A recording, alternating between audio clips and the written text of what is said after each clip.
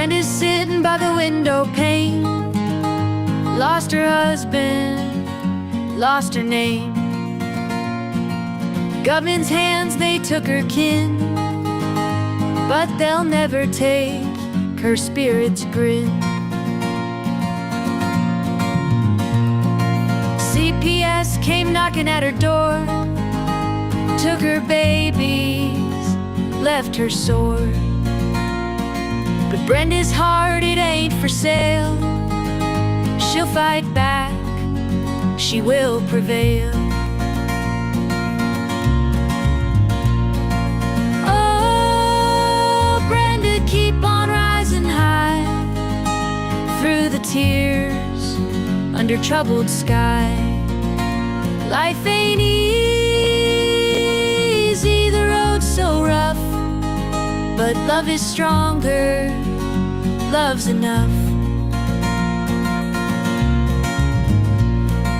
Empty rooms, memories linger there, echoes of laughter, whispers of care. She plants hope in each day's light. In the darkest hours, she finds her fight. Neighbors pass, they cast their glance. Whispers say she don't stand a chance. But Brenda's dreams, they never fade. In her eyes, the dawn's parade. Sun will shine through clouds and rain. She'll mend the broken, salve the pain. For every loss,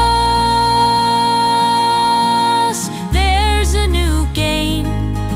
Through every downfall, she'll remain.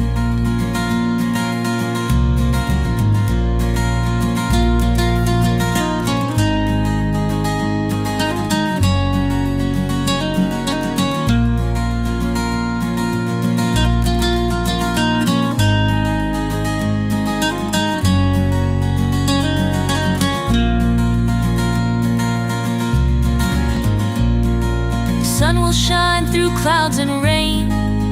She'll mend the broken, salve the pain. For every loss, there's a new gain. Through every downfall, she'll remain.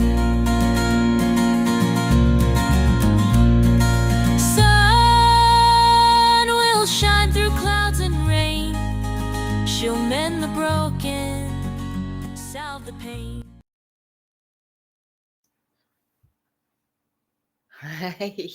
Hello, everyone. I am feeling weird today. I got to tell you guys this. All right. So that's what I'm thinking. And I'm going to start doing this on a regular basis because Lord knows that I need all the help I can get. And I used to be very faithful at this, but I'm going to be waking up and just starting my day with the prayers because oh, geez, there's my coffee. Okay, guys, hold on.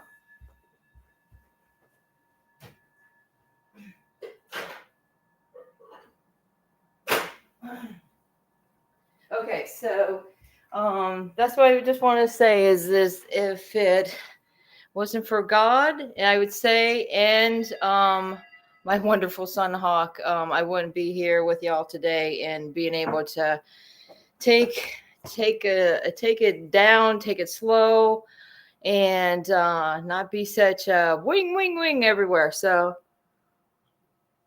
you guys, like, she hasn't been saying her prayers because she's like usually all over the place, and it's true, but like I say, we're getting through it, and I was inviting a few people today, but I don't know, yesterday was the day people wanted to jump on, and I really do also want to pray for Darren's mom. And I mean, there's a horrible tragedy when with children.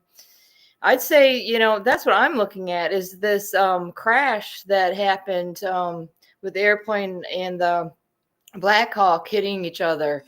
And I just say, I really pray for those families. But to me, it seems to be more sad when there's children involved, and it doesn't seem like too many people are talking about the ages. To me, I think it's very important to know that these young ladies and young men. I mean, there was one as young as 11 on there, so it was like, well, they're not mentioning that too much. To me, I always thought that was a little iffy. It's kind of like when moms spend their time dressing up their kids for the pageants and stuff like that.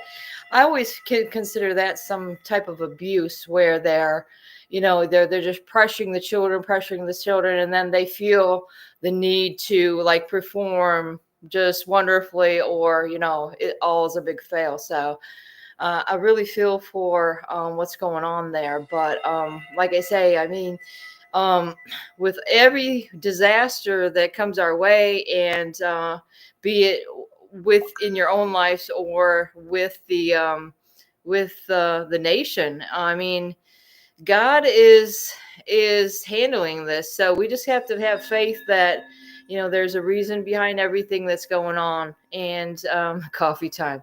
Yes. Okay. Who's got the mocha loco? Mocha loco.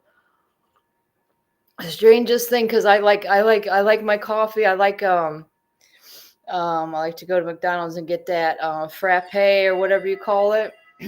But I can take it straight up and just black. And my husband's like, "What is going on with you?" Now that he ended up in jail for a cartoon where he's talking about pedophile judges in the cartoon. I mean, it's a cartoon character talking about it. It's not him. It does have his voice. Let's make it clear, people. But he's learned how to drink straight up coffee. Let's put it that way. So, like I say, I can take I take it either way. Now, that's not really a good way to put it, but I do. Yeah, it's this morning, because I don't know. Sometimes, like I end up at nighttime, I'll just like I'm really bad about sweets, man. If I don't have any sweets in my house, I'll run down. That's the bad part. Is I'm over here about 5 minutes away from Walmart, so I find myself going to these stores and looking in the clearance aisle. And what's this? Last night it was the Mounds, the little candy bars. What a deal I got! But is it a deal? Because what am I gonna get diabetes now? But again, to get back to Darren's mom, I mean, I really is going to spend some time in prayer about her and her health. And there's so many other people that are having medical problems, and Gunner as well. And we just don't want to um, harp too much on it, but just to let them know, hey, you're in our prayers, and we're wishing you the best. So so I was trying to think of like somebody was that Christopher Nailier yesterday is like, Brenda, what's your topic going to be? And I was like, Chris, you don't know me too well, because my topics are everywhere. We could cover every topic in an hour and just a little bit of each one. So it'll just leave you hanging, whatever it happens to be.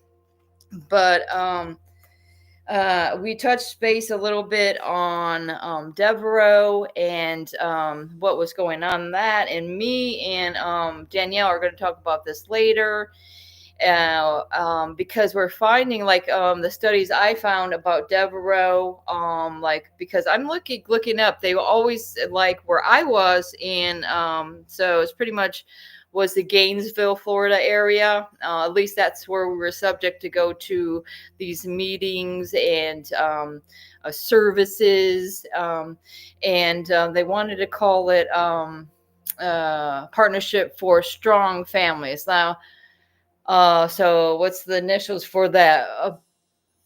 PSTFF or whatever it is. And to me, I was like, okay, Partnership for Destroying Families, that fits a little bit more. So over there, we had to go to a Dr. Abel's. Her name was Dr. Abel's. Like all of us in the beginning, after the children were taken, I think it was like a month later, and it was in May, and we had to go to this for a psychological evaluation. And of course, the person that did the psychological evaluation was one of these doctors, which I really don't consider a doctor because I'm like, it's not acting like a doctor to me. And I know doctors because I homeschooled 3 of them. So I know that it takes a long time to get your degree and a lot of hard work to do so. So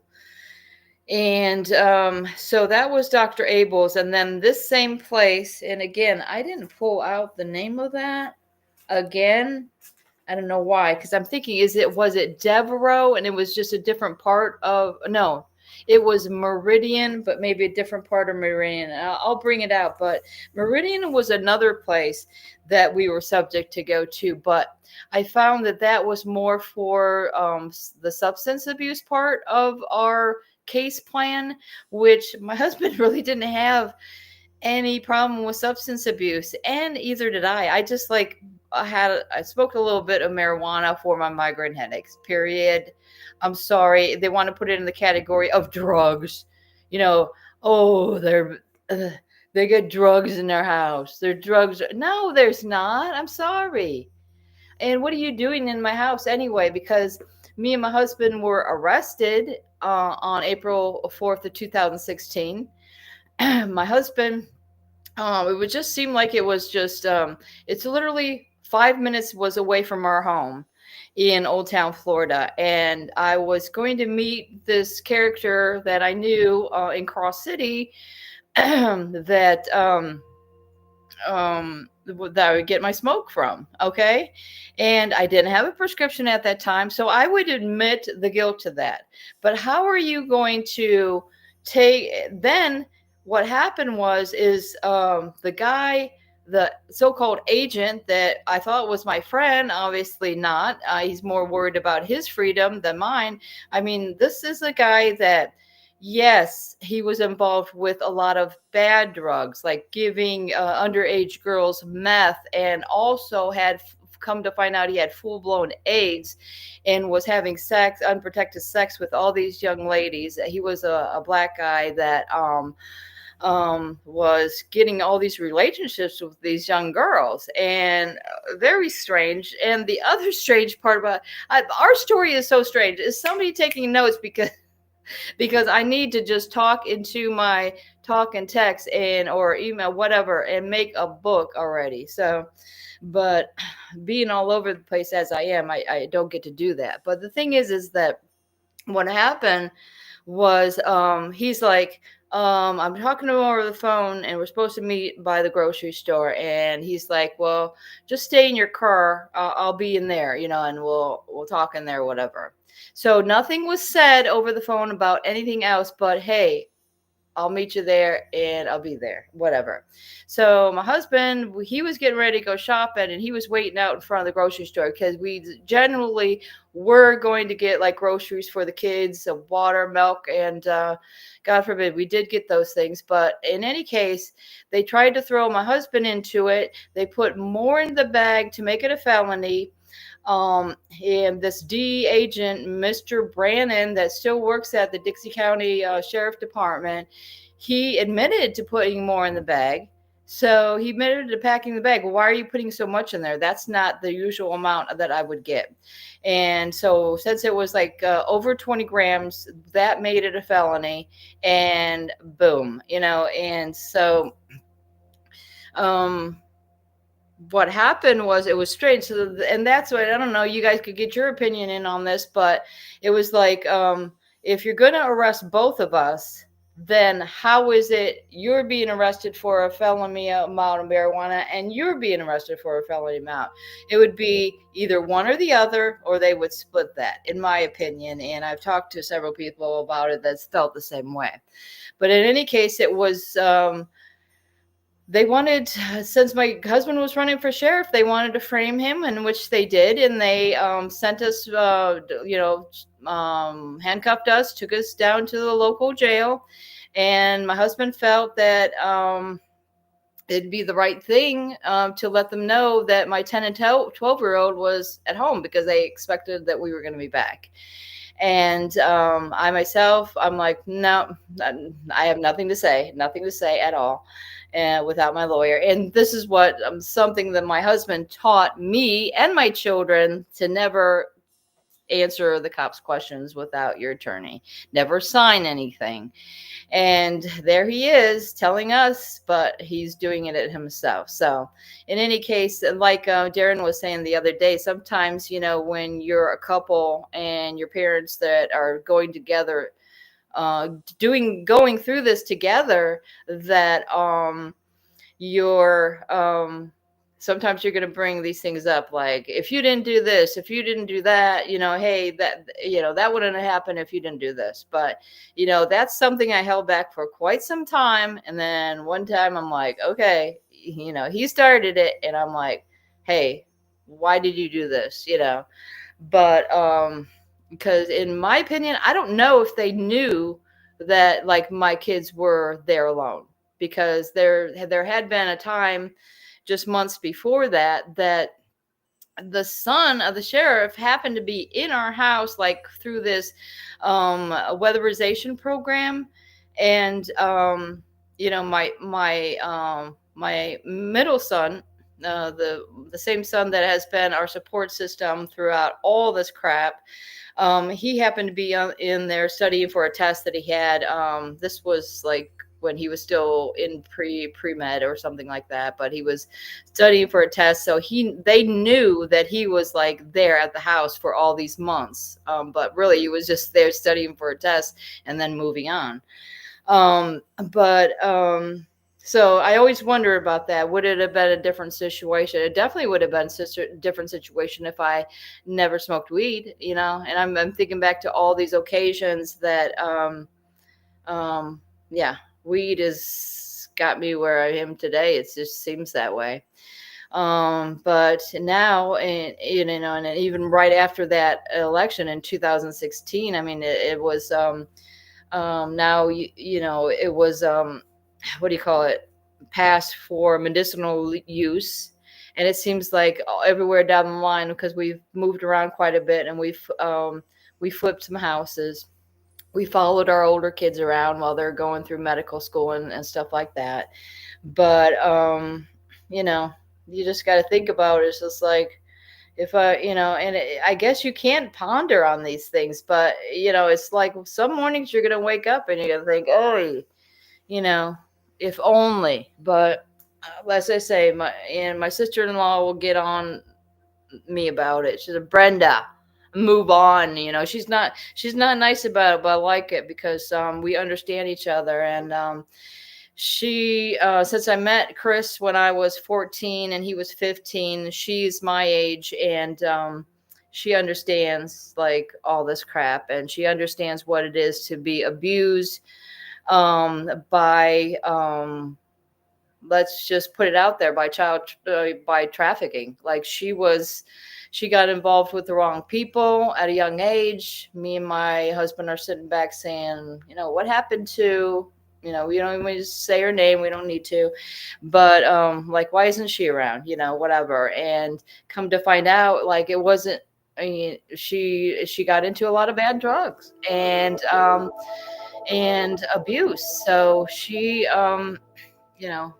she got through it, and she persevered, and she'll be tough on me, saying, Brenda, you got to move on. You got to move away from this, because she's seeing psychiatrists, psychologists. She's, taking care of her mental health. And that's what we all have to do, is make sure we're in check with our mental health, because she's like, Brenda, I know your kids are doctors and whatnot, but she encourages me to see a psychologist and stuff like that, because the funny thing about it is my oldest daughter is a psychiatrist. She had an MD PhD, but I started wondering about that too, is like, would things be different if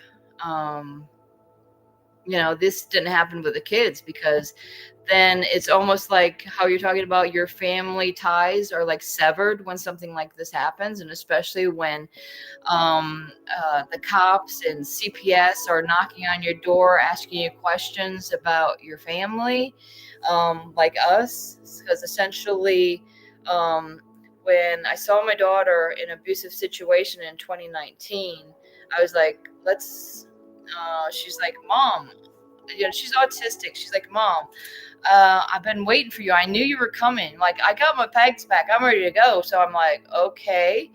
But, I knew we were in like the process because our rights already had been terminated.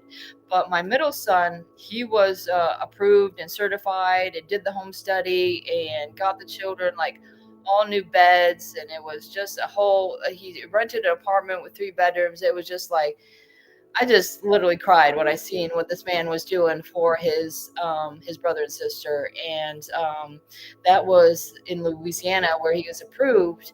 And through ICPC, we come to find out that they didn't even tell anybody that they adopted the kids out to strangers, and didn't even inform him, any of us. Of course, I was locked up in jail because that was May of 2019, right around Mother's Day, where I saw my daughter, and we had 2 beautiful days together. And I could tell you guys, I would never take it back in a million years, that I got to spend that time with her. Because the last time I seen Chris, my littlest one, that was December 14th of 2017. That was like, we had, right during that time, we were having our TPR hearings, like for 2 days. And then, of course, Christmas is coming along.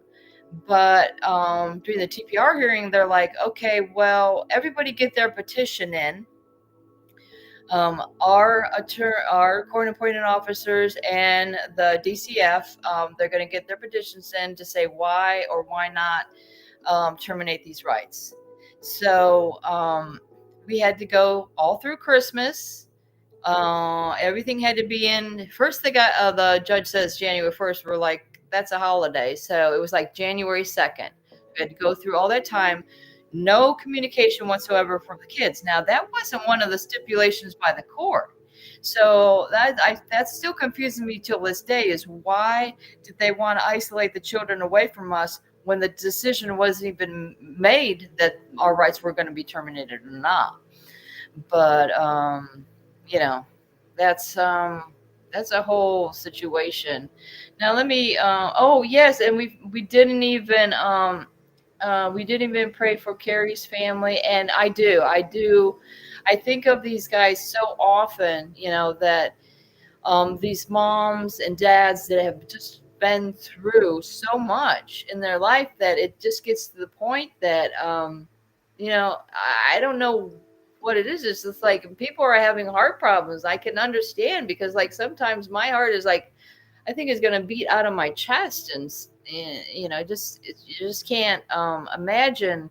I'm grateful for having my health, at least, but that's sketchy. I keep going back to the doctors about this one situation that I have, that ever since 2019, when I was thrown into jail, like the first episode that I had of syncope was in a shower in jail. I completely passed out. I landed on concrete floor, got 9 staples in my head, and haven't been the same since. I could tell you that.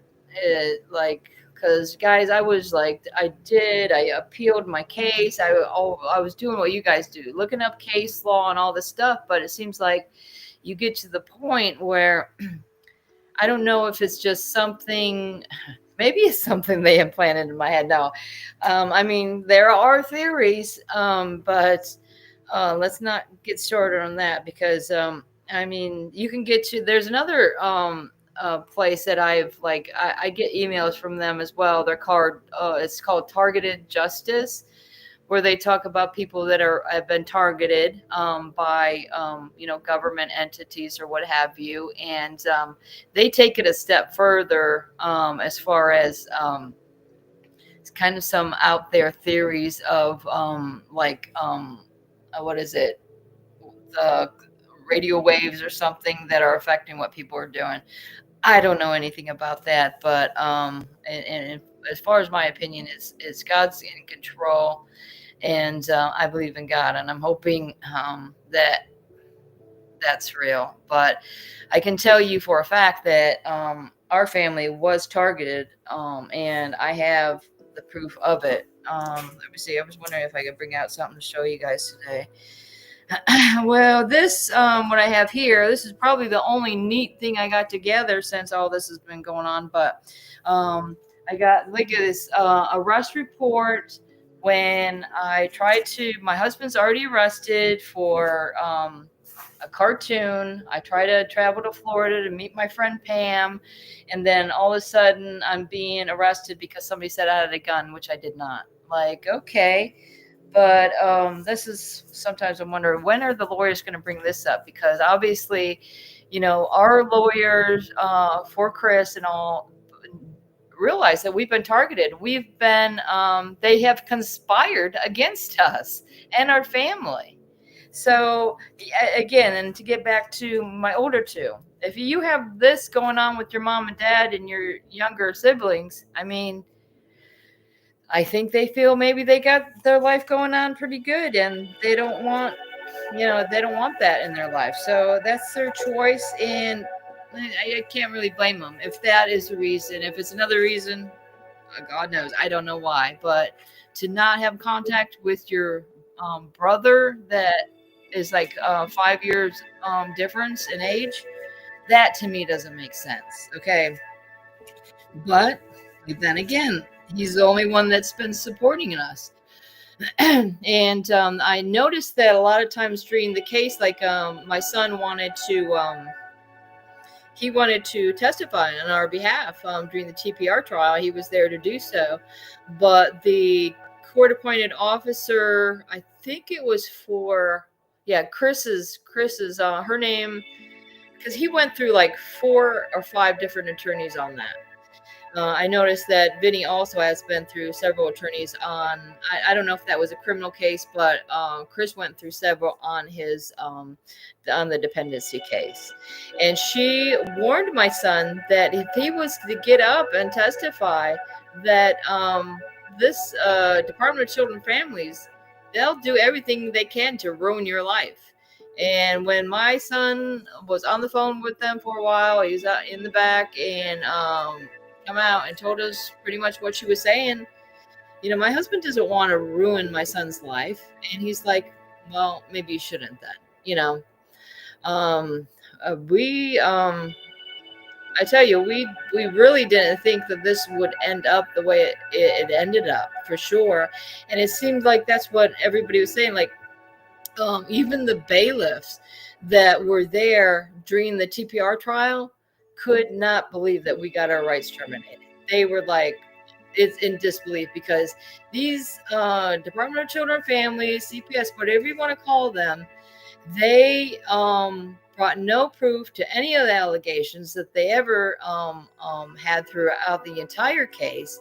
In fact, it's like Trump would say, it's like a fishing expedition, that they get into your life and they're fishing around. And if they can't find anything, which they can't find anything with us because we never broke any laws, and we're 50 years old at that point when the children were taken, or 51 or something like that. Chris is a year older than me. So if you can't find anything, they'll sure make up stuff. And that's what they'll do. They'll have excuses of why they were taken in the first place. And then I think it seems like their goal is to figure out how that not only we can take your children, is to keep your children. And I don't know if you guys, I probably talked about this before, but if you ever notice that when somebody volunteers information to you just out of the blue, like one time I had this and again, this gets back to the same issue that we had. The sheriff's son, he hired these apparently misfits, and that had criminal records to contracted to do the work on our home over there in Old Town, Florida. But these particular people, come to find out, all had criminal records, like they were meth heads or this and that. I'm like, okay, really? It was just like, wow, this is bizarre. Like I said, is Quentin Tarantino interested in this whole bizarre story? Because like he makes bizarre movies, and Chris will always go back to that. Well, how can they make these movies that are fiction and their kids aren't taken away? Well, I'm like, Chris, they have a lot of money, so that's the difference. And to get back to the thing is like they are targeting poor people, people on Social Security, people that get food stamps, people that on Medicaid.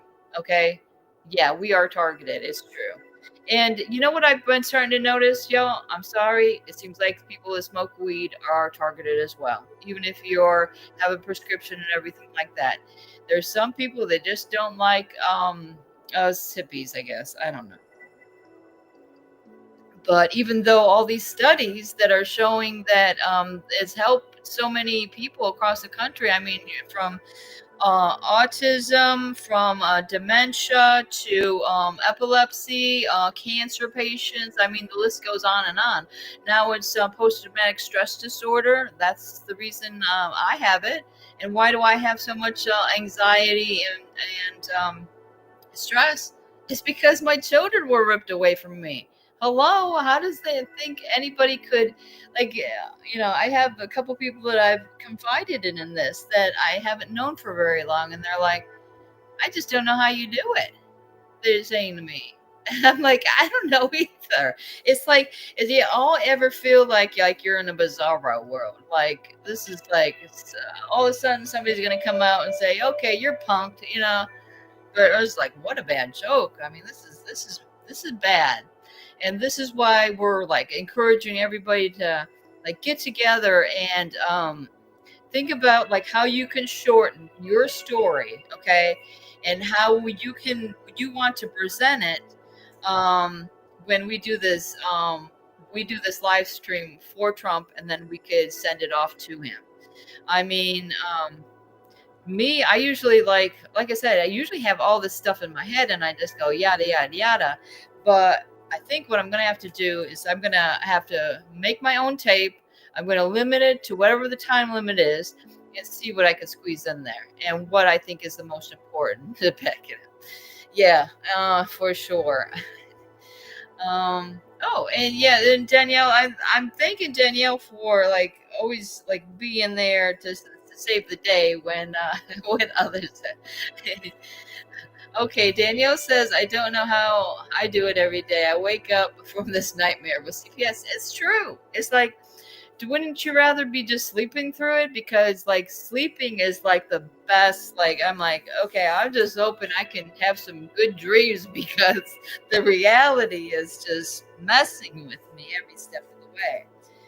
And the other thing I was thinking about doing, guys, is I think there's certain people that I want to give like a number to, or maybe we can go in like on a group call to some numbers I have at the White House.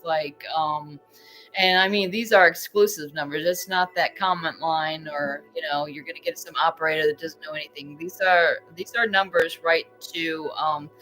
I got one. I know this still works, okay, because they've changed numbers throughout the years. One to the vice president's office, and it's vice president's office of national security.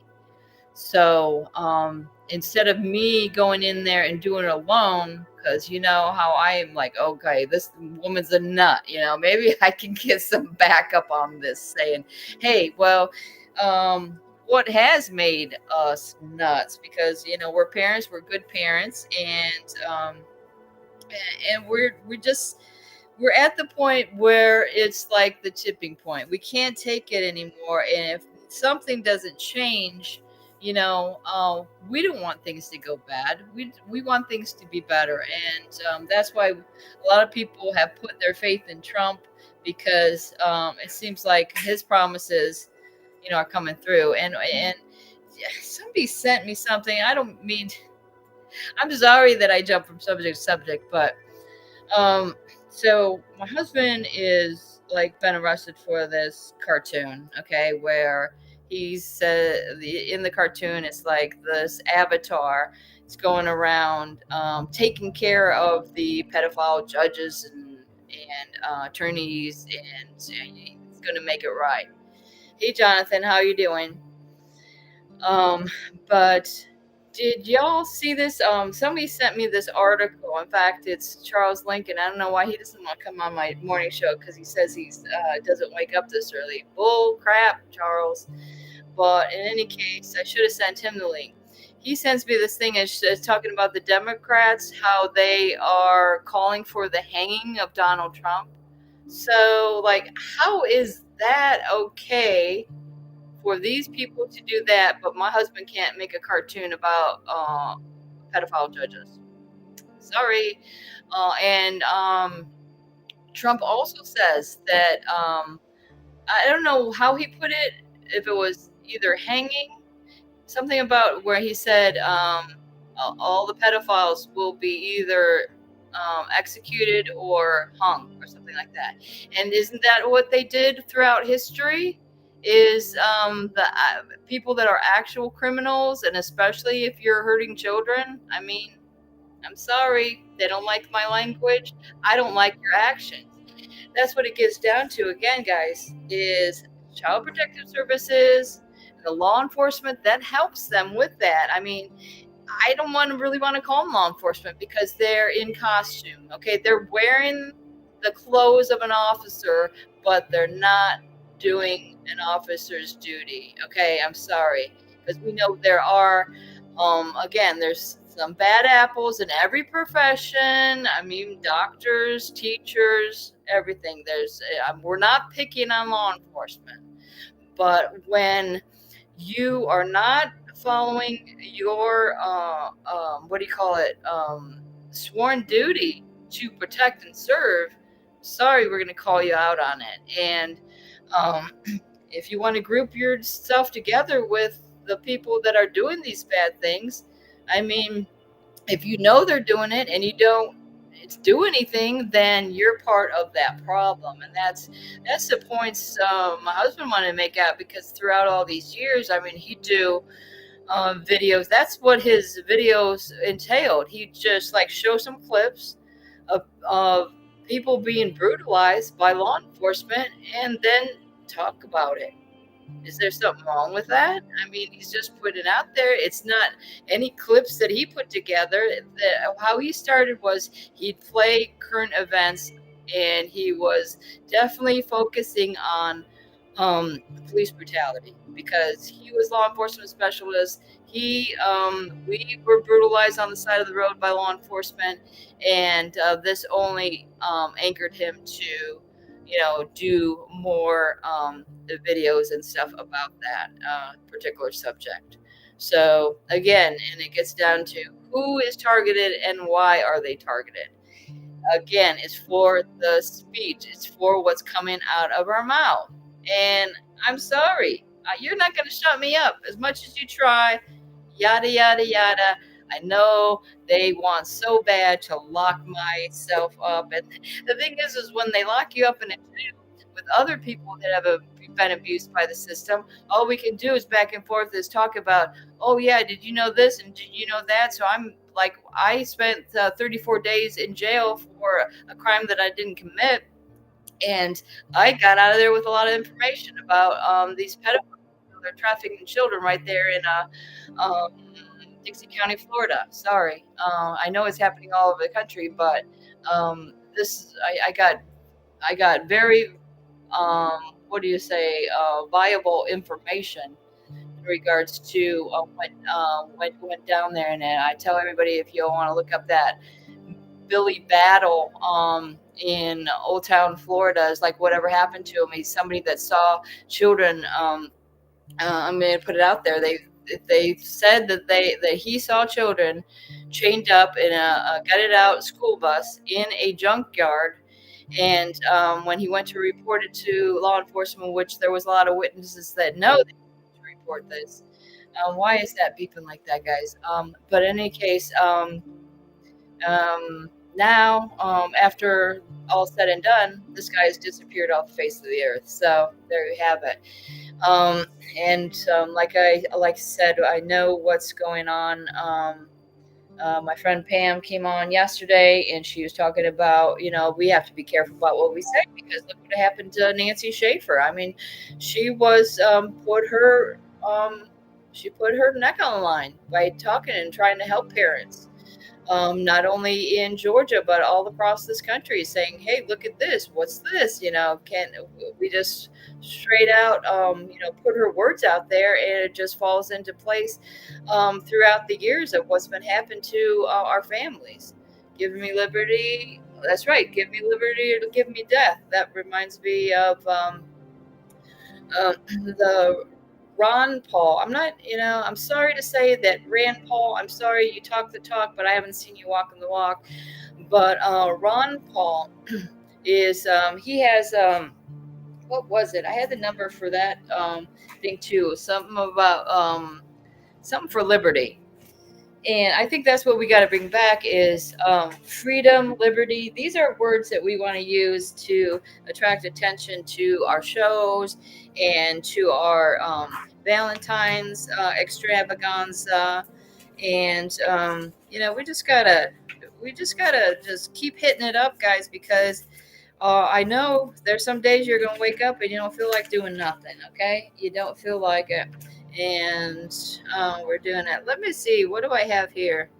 Blah blah blah. Oh yeah. Okay. Why don't I read this? Because I don't know if y'all ever looked at my Of course they wiped out my original TikTok. I got to get this back up there, but I have a tape of my daughter where she's crying, and you all don't want to see that anyway. Nobody wants to cry this morning, but I'm going to tell you the words, and I put this into the judge that was in Charlotte County. That's the reason I was locked up in prison, because of trying to get her out of an abusive situation. And when I talk about Jason, I'm talking about the casework supervisor, and Marilyn, she was a caseworker throughout our entire case. And this is what my daughter said in the tape that I made on her little lead pad. She says, let me see if okay. It's Jason's and Miss Esther. Okay, Miss Esther, sorry to say, she was the foster placement. It's Jason and Miss Esther's fault and Miss Mary's fault, meaning Marilyn Paget from Partnership for Strong Families, and Mr. Jason's fault. It's not your fault. She's saying to me, it's not your fault. They took me away from my parents. And then I say, Miss Esther's house was messy, right? Because I'm telling you guys, I have pictures. I posted all this crap, and it was just, one thing after the other. I mean, just deplorable conditions. And but in any case, and she's like, she shakes her head, yes. These people are not my parents, she says. They're not my real mommy and daddy. You're my real mommy. I was afraid I would never see you again, because I love you guys more than Miss Esther, because Miss Esther, Miss Esther is black. She's not white like me. She was a racist, she says. You're the only American I know, because you're my real mommy. And she says they don't understand what I say. This lady was Haitian. I couldn't understand what she was saying. She can't understand my daughter. I mean, they're coming from a different culture altogether. This lady came over from Haiti. Also, I'm sorry to say that I found out that she was Democrat, and who knows if she was even in this country legally. I'm sorry, but it seems strange to me.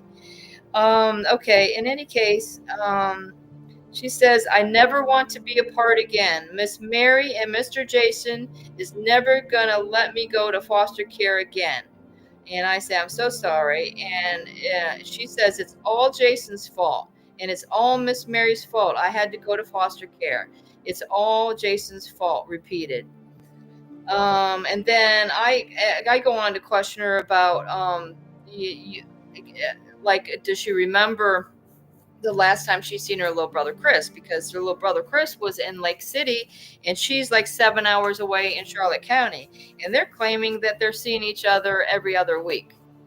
That was a big lie, sorry to say. She doesn't. Let me see. Well, the thing was, and how I figured out that was a lie is because when I got my discoveries in Charlotte County, um, uh, anytime that the children would visit, she would be pulled out of school that day. And it seems like they interviewed my little boy that was out in Lake City, because he's like, he knew something was up for some reason. And he said, oh, last time he's seen it was like April something. You know, they all have this one date. And they asked the person that was in the foster placement, oh, this is the last time they see each other. So, and that was a lie. They're lying. Um, it's unbelievable. Okay, so in any case, and I'm like, oh, so when's the last time you seen Chrissy? She's like, well, it's been a long time, Mom. It's probably about the last time I saw you, which, like I told you, that was that December 14th, 2017 visit before our rights were terminated. And she says, Mom, something's wrong with him. I'm like, what are you talking about? Something's wrong with Chrissy. He's just not right. And I'm like, what do you mean? She says, there's something wrong with his head. So, like I say, autistic children really have the ability to figure out when something's just not right. And so, in either way, like you say, it's either brainwashing or drugging him up, whatever, for whatever reason. I think, in the beginning they said my son was easily manipulated. So, okay, so you're going to take advantage of this little boy that I can tell you on those first visits that we had after kids were taken, this he literally cried during the whole visits. He's 10 years old at that time. Cried, and then, like, finally when he got to the place where he was calmed down, and they're like, okay, the visit's going to be over, then he'd start crying again. I mean, how is that? You know, how is that people could be so literally evil, all for some money, or is it for their satanic rituals? It's just amazing, guys. The extravaganza will begin on what is the date? The 14th. I know this because I have a son that's has a birthday on the 12th, and when he was born on February 12th, before I left the hospital, they had a wonderful Valentine's dinner in the hospital, and it was like steak and salad and baked potato. That was awesome. So that's my love child. That's my son.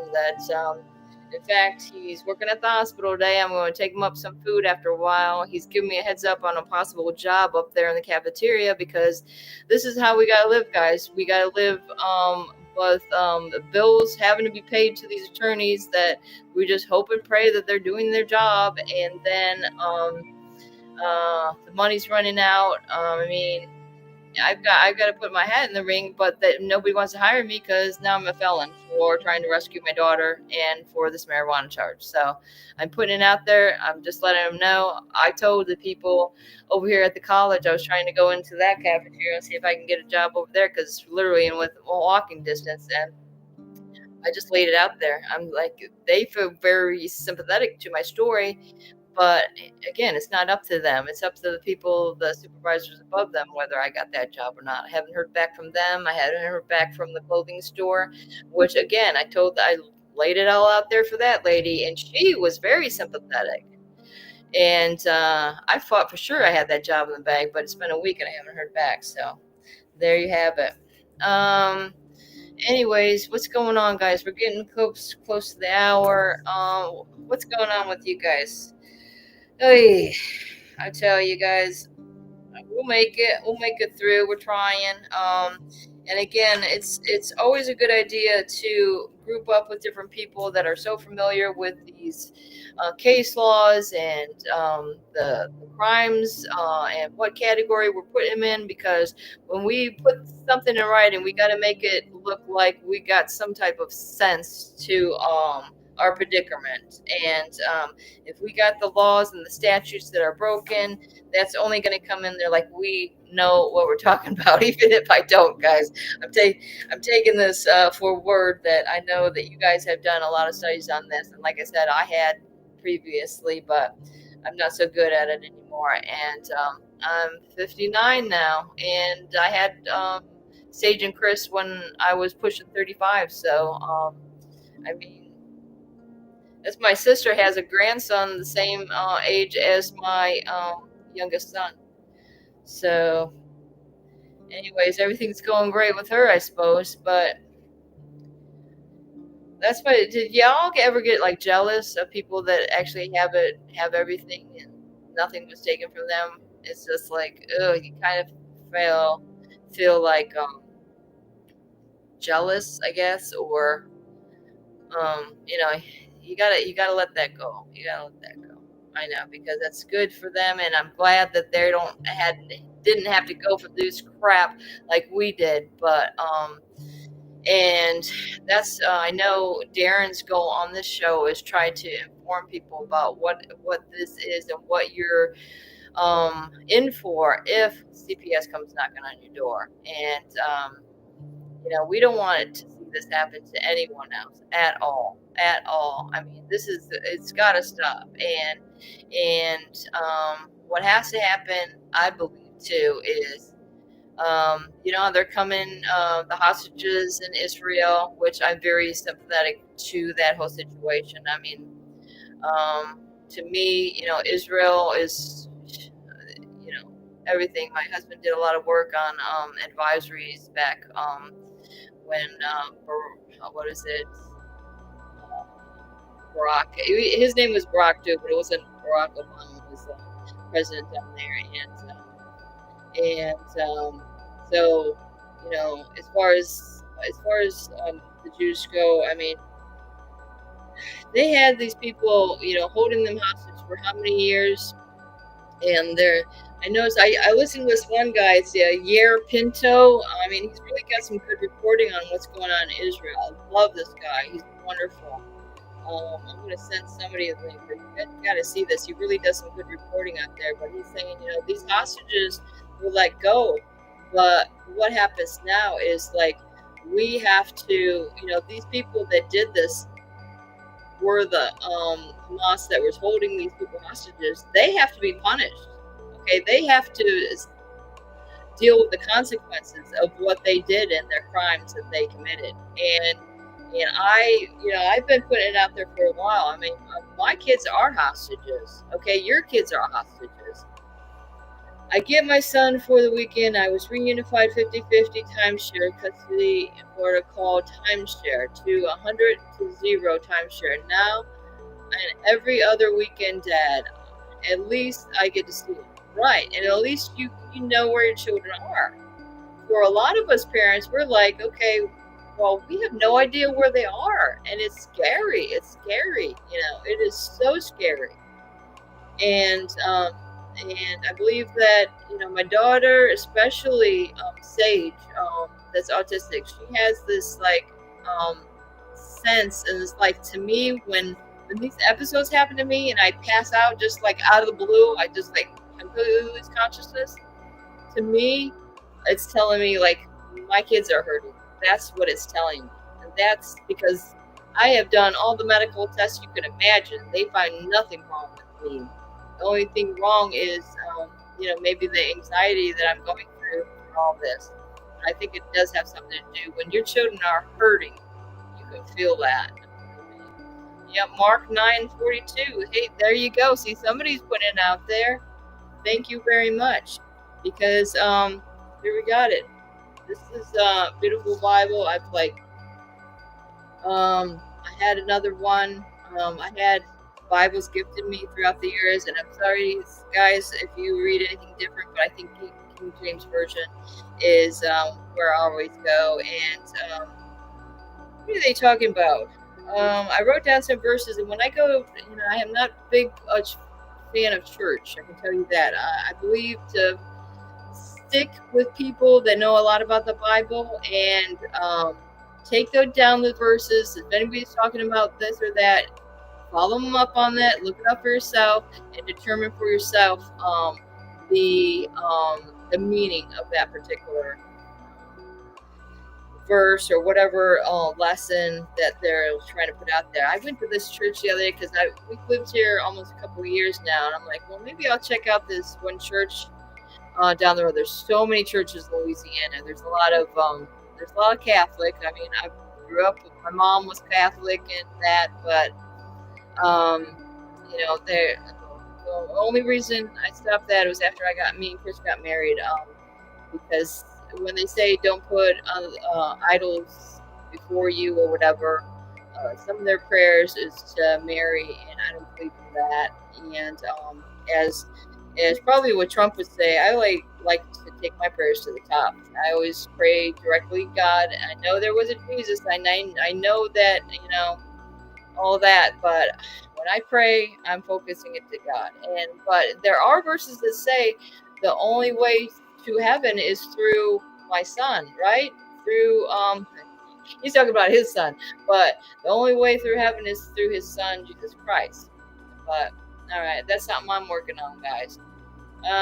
Okay, Psalms 119 and 105 is my favorite verse.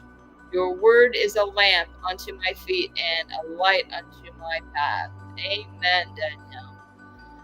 That is so true. And there's so many Psalms that are so wonderful. And what are Psalms, guys? They are the songs that people created out of these passages. I used to have some friends out in Minnesota. We had our own group that we gathered together for celebrating God and sharing and studying and things like that. And two of my friends, like one could play the piano, one was on the guitar, and they'd take these verses out of the Bible and they'd make their own tune to it. And it was so wonderful, so great. I really miss those guys a lot. And then I noticed throughout my life, though, God will put people in your path, okay? And don't ignore that, because these people, they are there for a reason. And you might not know what that reason is, but somehow maybe it'll help us along and help us throughout, just our day-to-day thing. We have to have an avenue where, you got to get out. Somebody invites you to go out to dinner or something like this.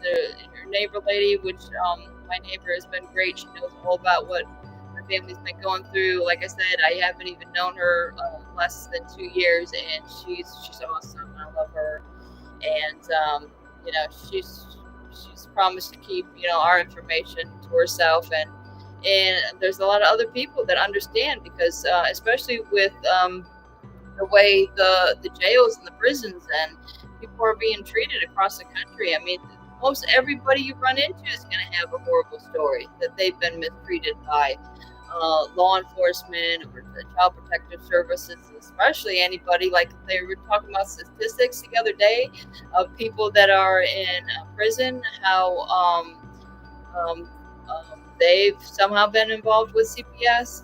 Yes, it's true, because I've met a lot of women at the reception center there in Florida, and every one that I met was either a child of CPS or was a parent that had her child taken away from CPS. Now, how could that be? All these women, so many, and it's just a sad situation, because for them it's just a business. It's just a profit.